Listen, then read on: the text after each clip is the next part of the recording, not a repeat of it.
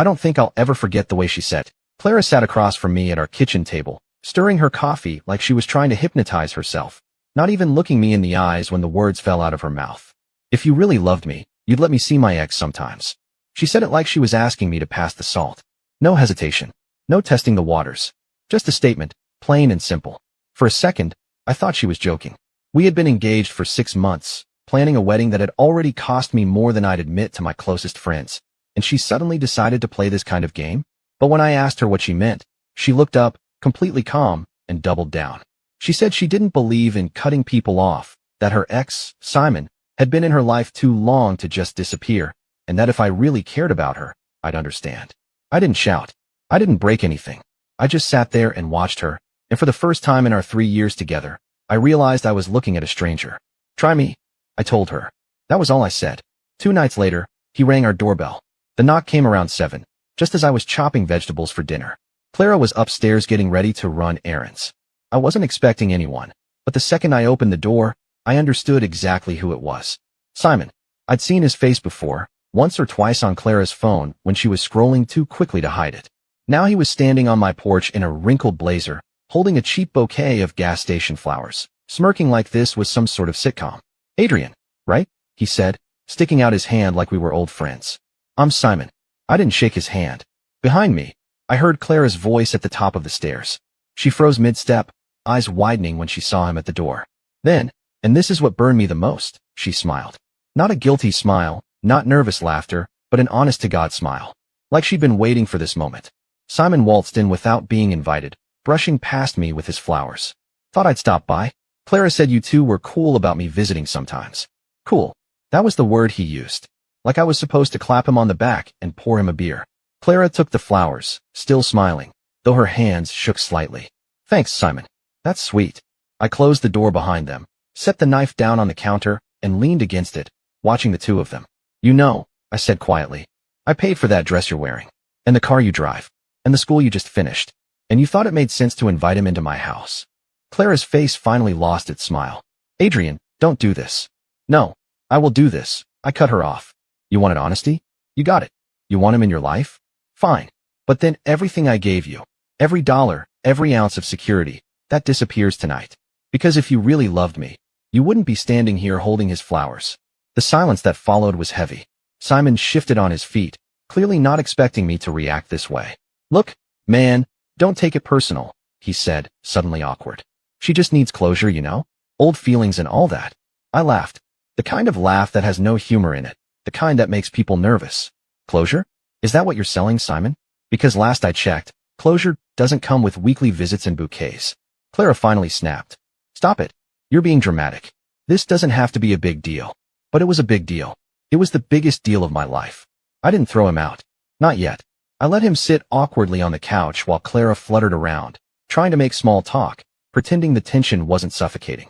I wanted him to feel the weight of being in my space, surrounded by everything I built, everything I paid for, while he sat there like a parasite.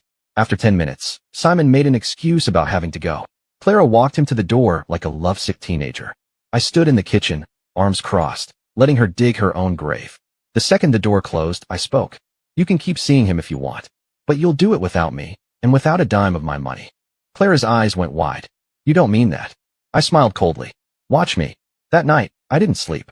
I lay awake staring at the ceiling, replaying everything I'd done for her. When we met, Clara was drowning in debt. Student loans, credit cards, medical bills from her mother's surgery. She worked part-time at a cafe, barely scraping by. I stepped in, piece by piece, because I believed in her. I paid off her tuition so she could finish grad school. I covered the down payment on the apartment. I paid her mom's hospital bills. I even put her sister through a summer program she couldn't afford. All because I thought I was building a future with her. Now I realized I'd just been building a palace for someone else to enjoy. The next morning, I started pulling strings. First, the bank. I canceled the joint credit card Clara loved to swipe around town. I locked my accounts, rerouted my paychecks, and set up alerts on every line of credit with my name attached. Second, the lease. The apartment was under both our names, but the down payment? That was mine. I called the landlord and informed him I'd be moving out within 30 days. Clara would be fully responsible for rent. Third, the car.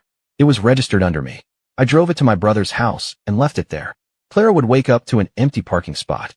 Each move was quiet, deliberate, like sliding chess pieces into place. Clara didn't notice right away. She was too busy texting Simon, too distracted by the thrill of sneaking around. But I knew, and that knowledge was the only thing keeping me calm. 2 days later, she confronted me. "Why is the card declined?" she demanded, storming into the living room. "Because it's my card," I replied, not even looking up from my laptop. "And I decided you don't get to spend my money on him." Her face flushed. "This isn't fair.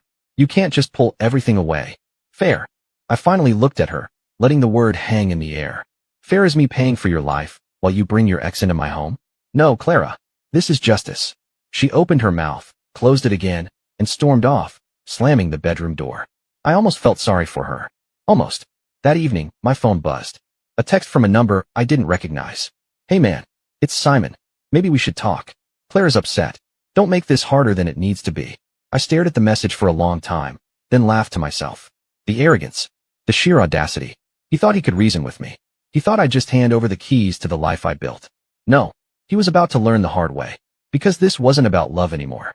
This was about revenge. And I was just getting started. The morning after I canceled her cards and took the car, Clara tried to act normal. She came down in one of her designer outfits, bought with my money, of course, and brewed her coffee like nothing had happened. But the tension in the air was thick enough to choke on. She didn't thank me for the breakfast I made. Didn't even look at me. Instead, she sat down, scrolled on her phone, and said casually, "Simon asked me to come to lunch later." I told him I'd be there. Just like that. No hesitation. No apology. As if I was supposed to nod my head like some obedient dog and wish her well. I set down my fork and said, "Then you'll walk there." "Because the car's gone." Her face snapped up. "What do you mean gone?" "I mean it was never yours," I said calmly. "It's in my name. It's parked somewhere else now. You want to see Simon? Call him to pick you up. Let him pay for the gas." The silence that followed was the sweetest sound I'd heard in months. She pushed her chair back and stormed out, muttering curses under her breath. And just like that, the line had been drawn. She thought I was bluffing, that I'd eventually cave, but she had no idea just how much of her life I controlled. That afternoon, my phone rang. It was Clara's sister, Ivy. "You're destroying her." Ivy snapped the second I answered. She called me crying. She said, "You're pulling the rug out from under her. After everything she did for you, this is how you repay her." I almost laughed at that one. Everything she did for me? Remind me what that is, Ivy. Because last I checked, it was me paying your summer program fees so you could spend a month in Italy. Or did Clara forget to mention that part? There was silence on the other end. Then Ivy hissed, "You'll regret this." I hung up. By the weekend, Clara had officially moved from cold to desperate. She tried playing nice, cooking dinner, dressing up, pretending things were normal. But I wasn't interested in her play acting. Every time she smiled at me, I saw Simon's cheap bouquet in her hands. On Sunday night, she snapped again. "This isn't sustainable, Adrian," she said, slamming her wine glass down. "You can't just cut me off. We're engaged." "No," I corrected her. "We were engaged. Now you're a tenant who hasn't paid rent." The color drained from her face. I slid a sheet of paper across the table. It was a copy of the lease agreement. "Starting next month, this is yours. Rent, utilities, everything. Consider it practice for when Simon can't pay for your lattes." Her hands shook as she read it. "You're really doing this to me?" "You did this to yourself," I replied. The next twist came faster than I expected. On Tuesday, Simon showed up again. This time, I caught him leaning against his car outside the building, waiting for Clara to come down. When I pulled into the lot, he straightened up, flashed that smug grin, and strolled toward me like we were old friends. "Hey man," he said, clapping a hand on my shoulder. "I just wanted to say thanks for being so chill about all this. Not every guy would be." I stared at his hand until he pulled it back. "You've got guts, Simon. I'll give you that." He laughed, oblivious. "Look, I get it. Clara's hard to let go of. But don't worry. I'll take good care of her." That was when I realized he truly believed he was winning. He thought Clara was stepping up in life by leaving me for him. He had no idea she was living in a house of cards I built with my own money. So I let him talk. I let him gloat. And while he bragged about taking her to lunch spots downtown, I filed away every word, every weakness. 2 days later, at a friend's birthday party, the humiliation hit me head on. Clara showed up with Simon. Not beside him, with him, holding his hand like they were a couple. She hadn't even bothered to text me. The whole room went silent when they walked in. I watched people glance at me, whispering pity in their eyes. Simon looked around, grinning, enjoying the show. I didn't cause a scene. I didn't yell. Instead, I ordered a drink, stayed for half an hour, then left without saying goodbye. That night, clips surfaced online, Clara dancing with Simon, Clara kissing him on the cheek, Clara laughing while Simon spun her around. My phone buzzed with messages from friends asking if I was okay, if the wedding was still on. The humiliation was public now, and that was exactly what I needed. The next morning, I called Clara's boss. Her company had strict rules about professionalism, and I knew she'd been skipping hours to sneak around. I sent them one of the videos of her dancing with Simon, time-stamped right in the middle of her shift. By noon, Clara came home red-eyed, mascara smeared, clutching a cardboard box with her desk belongings. "You got me fired," she screamed, hurling the box across the room. Papers flew everywhere. "No," I said coolly. "You got yourself fired. I just gave them what they needed." She collapsed onto the couch, sobbing. For the first time, Simon wasn't around to pick up the pieces. That evening, Simon came by again, pounding on the door until I opened it. "What the hell is wrong with you?" he snapped. "Clara's a wreck. You think you're a man for tearing her down like this?" I smiled. "I think I'm a man for reclaiming what's mine. Everything she had came from me. I'm just taking it back." Simon's jaw tightened. "You're pathetic." I leaned in close. "And you're broke. Tell me, Simon, how are those old gambling debts treating you? Because I hear the wrong people know you're back in town." For the first time, his smug mask cracked. Just for a moment. Then he turned on his heel and stormed off. By the weekend, the dominoes were falling faster than I could have planned. Clara's friends stopped answering her calls. Her mother, Diane, left me a voicemail screaming about how I was ruining her daughter's life. Her sister Ivy sent a barrage of texts calling me cruel, vindictive, heartless. I didn't reply to any of them. Instead, I spent the weekend at my brother's place, away from the chaos, quietly enjoying the unraveling. Because here was the truth, Clara didn't just cheat on me. She insulted me. She spit in the face of every sacrifice I made for her. And now she was paying the price, in full. On Sunday night, I returned to the apartment to find Clara gone. No note, no explanation. Just her closet half empty and her side of the bed stripped bare. I didn't panic. I didn't call. I knew exactly where she was. Simon's car was parked outside a cheap motel downtown. I didn't need to follow her inside. I didn't need to take pictures.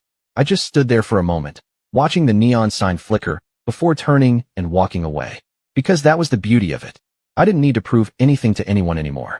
Everyone already knew. The videos were still circulating online. Her reputation at work was gone.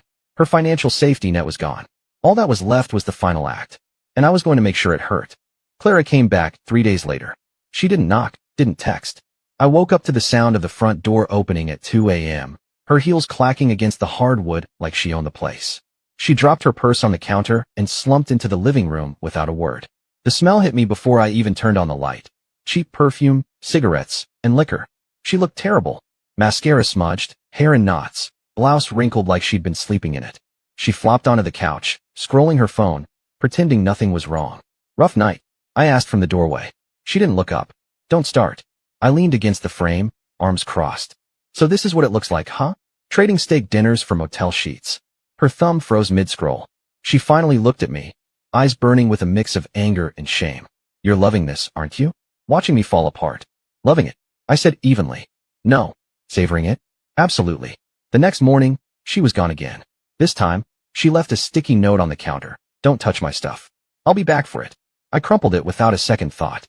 Her closet was still half full of clothes I'd bought, racks of dresses, heels, handbags she used to flaunt at every party. The engagement ring sat on the bathroom counter, left behind in her rush. It was still technically mine. The financing was under my name. I boxed everything up. Dresses, heels, handbags, jewelry, the ring. By the end of the afternoon, her side of the closet was bare. I drove it all to a storage unit I'd rented the week before and locked it down in my name. If she wanted her little trophies, she'd pay for them. 2 days later, Clara showed up again.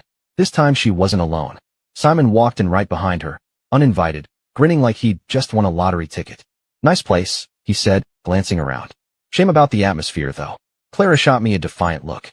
"I'm here for my things." I gestured toward the empty closet. "Already handled." Her mouth dropped open. "You can't just take my stuff?" "Correction," I said. "I can. I did. And I will again, if you keep showing up here with him." Simon stepped forward, puffing his chest out. "Man, you've got issues. Let her go. She doesn't want you." I met his gaze without blinking. "Then why is she still sleeping on my couch every other night?" That one hit. His smirk faltered. Clara shoved him toward the door before he could respond. "This isn't over," she spat at me. She was right. It wasn't. By the weekend, the whispers started. Mutual friends called me, half out of pity, half out of curiosity. They'd seen Clara at bars with Simon, drunk out of her mind, sometimes crying in the bathroom, sometimes clinging to him like he was her lifeline. One friend, Dylan, who'd been at the birthday party, told me quietly, "It's bad, man. She's burning bridges left and right. People are starting to talk. She's not the same person." "Good," I said flatly. Because this wasn't about salvaging her. This was about making sure she couldn't crawl back into the life I gave her. A week later, Simon's cracks started to show. Clara showed up again, but this time she wasn't angry. She was panicked. She sat on the couch clutching her phone, whispering frantically. "What's wrong now?" I asked, not bothering to hide the sarcasm. She shot me a glare. "Simon owes people money. Real money. They've been calling me because they can't reach him. They know about me." I almost laughed. "So the big man with the flowers has a price on his head?" Not surprised. She buried her face in her hands. "You don't understand. They're serious. They came to his apartment last night. They know where I work." She stopped, realizing too late. I raised an eyebrow. "Where you used to work, you mean? Unless you forgot you're unemployed." Her face twisted. "You're enjoying this too much." "You're damn right I am," I said. The financial squeeze hit her next. When I stopped paying her tuition loan, the notices started arriving. Late fees, calls from lenders, red stamps across envelopes she left unopened on the counter. She tried to hide them at first, stuffing them under cushions, but I found them easily enough. One night, I laid them all out on the kitchen table in neat rows. When she walked in and saw them, her face drained of color. "Remember when I said everything I gave you disappears?" I asked. "This is just the start." She snatched them up, tore them in half, and stormed off. But she couldn't tear the reality. Debt doesn't vanish with temper tantrums. Simon, of course, was nowhere to be found when it mattered. He still showed up with that fake confidence, but I saw the cracks. His car broke down, and suddenly he was borrowing Clara's rides. His gifts were cheaper each time, little trinkets instead of jewelry. He had no job worth mentioning, no savings, no backup plan. One night, Clara cornered me in the hallway. "You don't get it, Adrian," she said, voice trembling. "I can't just leave him. He needs me." I stared at her. "Needs you? He's draining you. And when he's finished, he'll drop you like trash. Just like you did to me." Tears welled in her eyes. For a second, I almost saw the woman I thought I loved. But then she whispered, "You'll regret this," and stormed off again. Empty threats from an empty shell. The breaking point came at Simon's birthday party. A mutual acquaintance invited me, probably to stir drama. I wasn't planning to go, but something in me snapped. I wanted to see just how far she'd fallen. The party was at a bar downtown. When I walked in, I spotted them instantly, Clara and Simon, front and center, arms wrapped around each other. She was holding his hand, laughing too loudly, pretending she was happy. But then I saw it. Her engagement ring finger was bare. She wasn't pretending to be engaged anymore. She was pretending to belong to him. I stayed just long enough to watch her lean in and kiss his cheek while people around them clapped. My stomach churned, but I forced myself to smile. Because this was exactly what I needed. I left without saying a word. The fallout was immediate. By the next morning, photos from the party were all over social media. Clara and Simon, arms around each other, lips nearly touching. Comments flooded in, speculation, gossip, ridicule. People tagging me, asking if the wedding was still happening, if I was okay. I didn't answer a single one. Instead, I made another call, this time to the jeweler. The ring had never been fully paid off. It was in my name, financed monthly. I canceled the payments, reclaimed the asset. By noon, the jeweler had repossessed it. Clara came home that evening screaming, "You took my ring." "My ring," I corrected. "And it's gone. Just like everything else." She collapsed onto the floor, sobbing, clutching her empty hand like she could will the diamond back. I didn't flinch. From that day forward, the spiral accelerated. Clara couldn't get another job. Word had spread about her being unreliable, about her public scenes. Simon's debts caught up with him. Men in dark jackets started lingering near his apartment, waiting. And through it all, I remained calm, steady, untouchable. Because I knew the end was coming. One evening, as I sat in the apartment enjoying a glass of whiskey, Clara walked in one last time. She looked broken, hollowed out. "Please," she whispered, her voice hoarse. "Help me. Just one more chance. We can fix this. We can."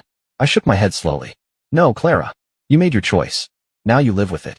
She dropped to her knees, sobbing, begging.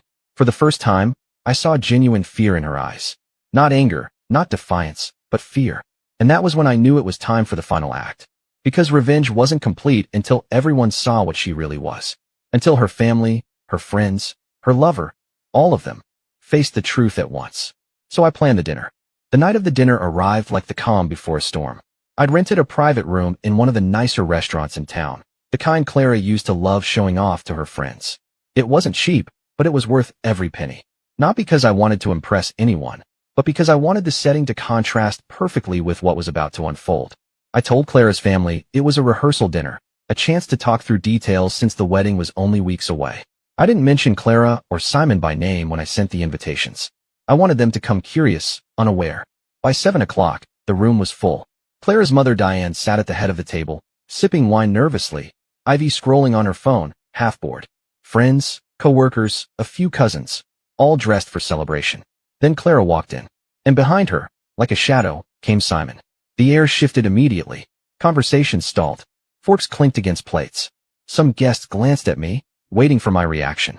I stayed seated, calm, as if I'd expected this all along. Clara wore a smile too wide, too practiced. She leaned into Simon, fingers laced with his, daring me to say something. I stood, raised my glass, and tapped it lightly. The room fell silent. "Thank you all for coming," I said. "Tonight isn't about rehearsal. It's about truth, and I think it's time everyone here heard it." I reached into my jacket pocket and pulled out a folder. Inside were documents, receipts, statements I'd spent weeks compiling. I laid them on the table one by one like cards in a game. 3 years ago, Clara had nothing, I began. Debt from school, medical bills for her mom, credit cards she couldn't pay, and I, foolishly, thought love meant carrying her burden. So I paid. Tuition, rent, hospital fees, even Ivy's summer abroad. I looked up at Ivy, who suddenly found her phone screen fascinating. I didn't ask for anything back. I thought we were building a life together. But instead, Clara decided she wanted to build one with Simon. Gasps rippled through the room. Diane's wine glass slipped from her hand and shattered on the floor. Clara's face burned crimson. "Adrian, stop this right now." "No," I said, voice firm. "Not this time. You invited your ex into my home. You flaunted him in public. And when I pulled away, you drained our savings. These," I tapped the statements, "are transfers you made to cover dinners, trips, and his debts. Thousands of dollars. All stolen from me." Simon shifted uncomfortably. His smug mask wavered. One of Clara's uncles muttered, "My God." But I wasn't finished. "See, Simon here isn't just a guest. He's a parasite. He owes money. A lot of it. Gambling, failed business ventures, take your pick." And Clara, in her brilliance, decided to bankroll him. With my money. I pulled out my phone, hit play, and set it on the table. Simon's voice filled the room, recorded outside my apartment weeks earlier. "Don't worry, Clara. He'll cave. He's too soft to cut you off. Soon enough, it'll all be ours." The silence after that recording was deafening. Clara's smile collapsed into panic. Simon shot her a furious look, realizing she'd been careless. I let the moment stretch before delivering the final blow. "Now, I know what you're all thinking. Poor Clara, caught between two men. But here's the truth. She never lost me. She threw me away. And for what? For him." I gestured at Simon, who now looked pale under the chandelier light. Because right on cue, two men stepped into the room. They weren't dressed for dinner. They weren't guests. They were Simon's creditors. He froze in his chair, eyes wide. One of them clapped him on the back hard enough to rattle the cutlery. "Evening, Simon. We've been looking for you." Gasps turned into murmurs, the room erupting with whispers. Ivy covered her mouth. Diane clutched her pearls like she was in a soap opera. Simon stammered, "This isn't the place." "On the contrary," I said coldly. "This is exactly the place." Clara stood abruptly, face twisted in rage. "You set this up? You're trying to ruin me." I tilted my head. "No, Clara. You ruined yourself the moment you decided my love was conditional on letting your ex sleepwalk back into your life." Her family turned on her in unison. Diane hissed, "Tell me it isn't true." Ivy whispered something sharp that I couldn't catch, but the look on her face said it all. Simon tried to stand, but the men tightened their grip on his shoulders. He wasn't going anywhere. I gathered my folder, slid it back into my jacket, and looked around the table one last time. The wedding is off. The accounts are frozen. The ring is gone. The car, the apartment, the tuition payments, all gone. You wanted Simon? You got him. And everything that comes with him. Clara's legs buckled. She collapsed back into her chair, hands shaking. Simon's creditors hauled him to his feet. "We'll be in touch," one of them muttered darkly. They dragged him out the door, leaving Clara sitting alone, humiliated, exposed in front of everyone she'd ever wanted to impress. I didn't stay for dessert. I left the room in silence, the whispers swelling behind me as I walked down the hall. I didn't look back. Outside, the night air was crisp, almost cleansing. For the first time in months, I felt free. The fallout came fast. Clara tried calling me, dozens of times. I didn't answer. She left voicemails alternating between sobbing apologies and venomous threats. Word spread quickly. Friends who'd once envied her engagement now avoided her. Her family, humiliated, cut her off financially. Simon vanished into whatever hole his debts forced him into. Last I heard, he'd fled town, leaving her behind. Clara ended up couch surfing with acquaintances until they, too, got tired of her drama. Eventually, she moved back into her mother's cramped house. The woman who once boasted about marrying into stability was now back, where she started, broke, disgraced, forgotten. As for me, I didn't gloat. I didn't post about it online. I didn't need to. The truth had already burned itself into everyone's memory. I simply walked away. Sometimes people ask me if I regret it. If I regret the money I spent, the years I lost. And maybe I should. But the truth is, watching Clara sit there at that dinner table, stripped of her lies, abandoned by the man she thought would save her, staring down the consequences of her choices, that was worth every cent. Because love doesn't mean letting someone destroy you. Sometimes love means knowing exactly when to stop giving and start taking everything back.